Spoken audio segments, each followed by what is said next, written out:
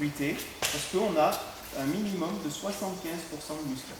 Et le muscat, ça va donner ces arômes de litchi, de pêche, des goûts très très aromatiques, très fruités.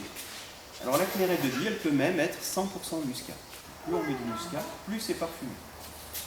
Et deuxièmement, on va avoir un vin particulier, puisque vous avez vu, il y a 7 ou 8 degrés d'alcool et il est encore très doux.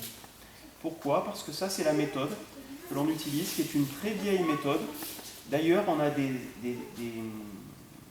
traces de cette méthode sur des publications de Pline l'Ancien, puisqu'ici, il y avait les Romains qui avaient commencé à planter la vigne. On a des traces du 1er siècle après Jésus-Christ, où Pline parlait du vin claré de Die, et il explique la méthode de l'époque, et finalement, on s'en est inspiré. Alors, qu'est-ce qu'ils faisaient, les Romains? Quand le jus était en début de fermentation, ils trempaient les amphores dans les torrents du Diois. Et en fait, ça, c'était pour que l'eau refroidisse et garde, et comme ça, ils pouvaient conserver le vin doux plus longtemps. Voilà. Donc maintenant, c'est fini, les amphores. On a des cuveries réfrigérées. Vous voyez ces anneaux là? On a de l'eau glycolée qui est fournie par une pompe à chaleur dehors, qui nous envoie du froid jusqu'à moins 8 degrés. Pourquoi si froid? Parce que le principe de la clairette, c'est de ne pas laisser finir la fermentation. Donc quand le jus, au mois de novembre, arrive à mi-fermentation, on descend la cuve à moins 3 degrés et le froid va nous stopper la levure. Pour avoir une qualité régulière, il est bon de ne pas avoir trop d'altitude. Le vignoble, pour vous donner une idée, il va de 200 mètres jusqu'à 700 mètres d'altitude. Tous les jours, un quart de tour, pendant 5 semaines environ. Et chaque fois que vous avez l'appellation champagne et tout ce qui est crémant, et ben le remuage, il est obligatoire. Voilà, donc on doit tourner comme ça.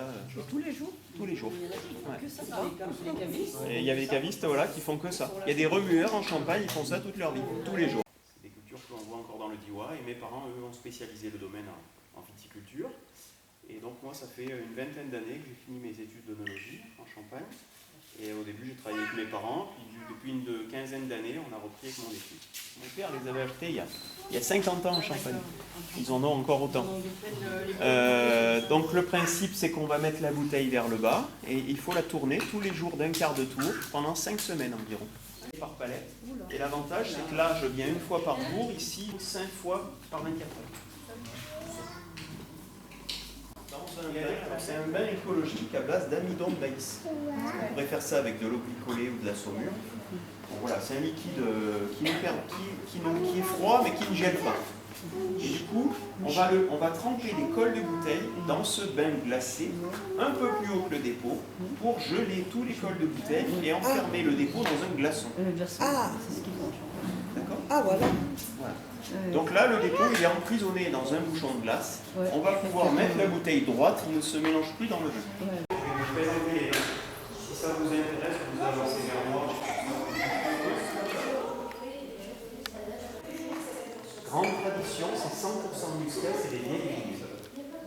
La rosée, c'est muscat blanc, muscat rouge. Donc ça va donner un côté un peu plus sur les arômes de groseille, de fruits rouges. Et les tanins qui sont dans la peau du rosée.